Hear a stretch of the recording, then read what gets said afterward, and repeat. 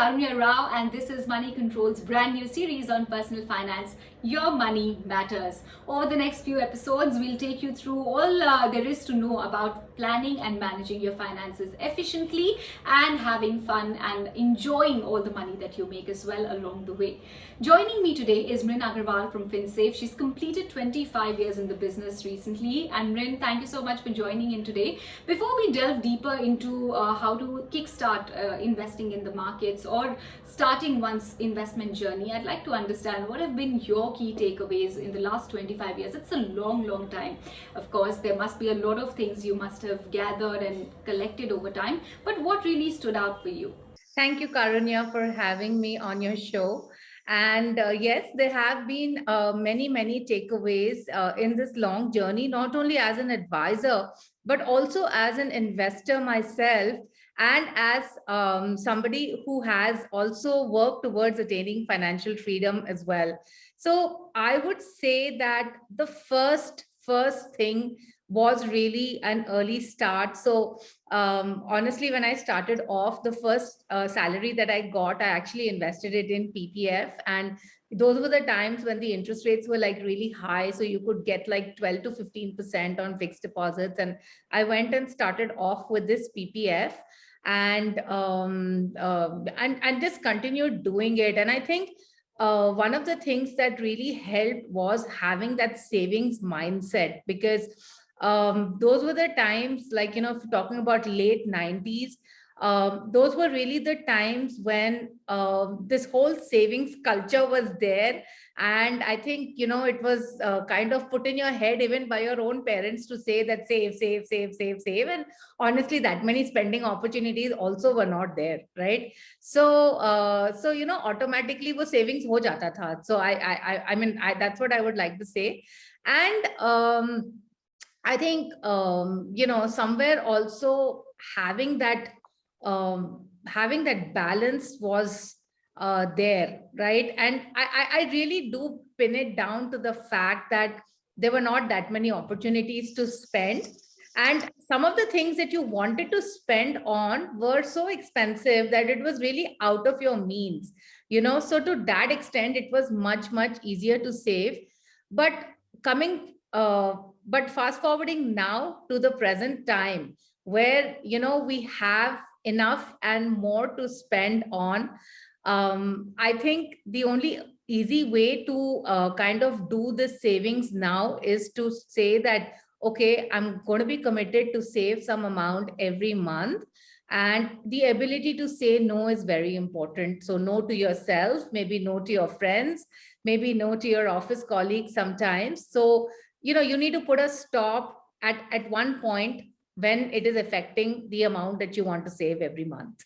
Rin, as you said, back in the day when you started out with your investment journey, there were very few options. Right now, of course, there are a lot of avenues to look at, but at the same time, the amount of distractions and temptations have also grown multifold. So, how should one strike that right balance between spending and saving?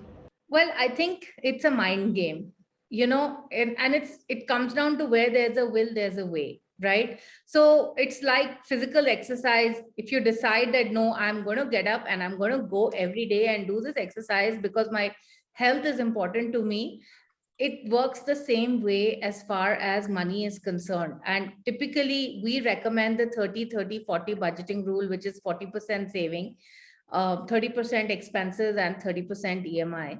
Of course, it's, you don't need to follow it to the T, but if you can even do 30% of savings, that itself is a good number to go with every month. But I really think what all of this needs is that commitment to be able to do it and to say, no, this is really important for me, and hence I need to do it. And of course, I think in today's environment, peer pressure plays a big part.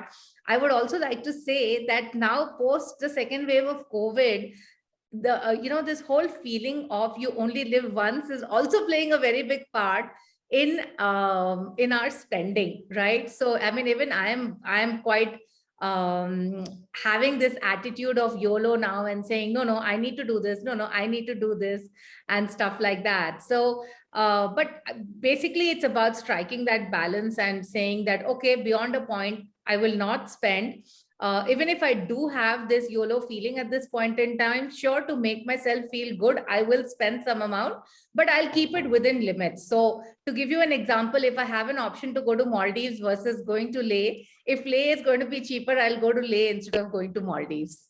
So, what's in your YOLO bucket list? Is it traveling around the world then? My YOLO goal is, of course, to travel a lot. And as I mentioned, go to a couple of places, travel, shop, and stuff like that. And I'm doing it within limits. I've been shopping a lot for the last couple of months. And why not? Saving everything you earn is also not fun, right? And if COVID has taught us anything in the last 1.5 years, is yes, of course, you need to have a safety net, a safety corpus to fall back on if things were to go bad. But at the same time, we've learned to enjoy and think about little joys and little moments in life as well. So having fun is also important, right? Yeah, I think it's really important for you to have fun along the way. I think generally money management is treated as something which is a very serious thing. And especially when it comes to saving, it is treated as a very, very serious matter. But honestly, you can make it fun if you set these little spending goals for yourself as well. So let's say you want to buy this luxury watch, and you've always wanted to have it. You can always keep saving for it slowly, and then look at buying it. So I always wanted to travel abroad, but honestly we didn't do it till the time that we actually saved up for it. So because it is expensive, and if you look at 20 years back, it was expensive to travel abroad, right, on the salaries that one was earning. But we were very clear that we will not take a loan. So I think again, this whole thing of your money mindset really comes into play as to what do you really want out of your money, and what are your core values that you actually want to live by.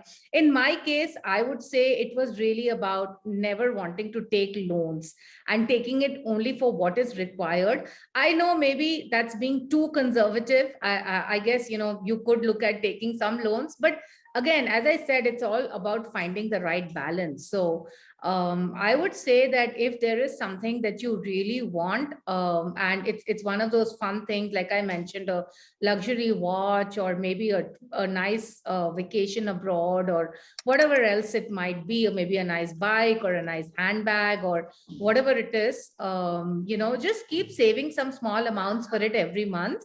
And once you hit that particular goal, you can always look at then buying it, rather than taking a loan at like 16-18% and ending up paying double or triple for the same thing.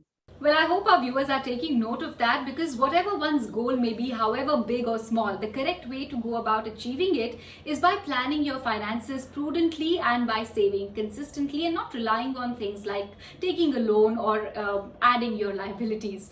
On that note, we'll wrap up this episode, but just for the benefit of our viewers, I'd like to flag off that this is one of the many episodes that we've planned for you. The next one, we'll be focusing on having the right mindset on investing, and of course, telling you how to efficiently manage your money, because don't forget, your money matters.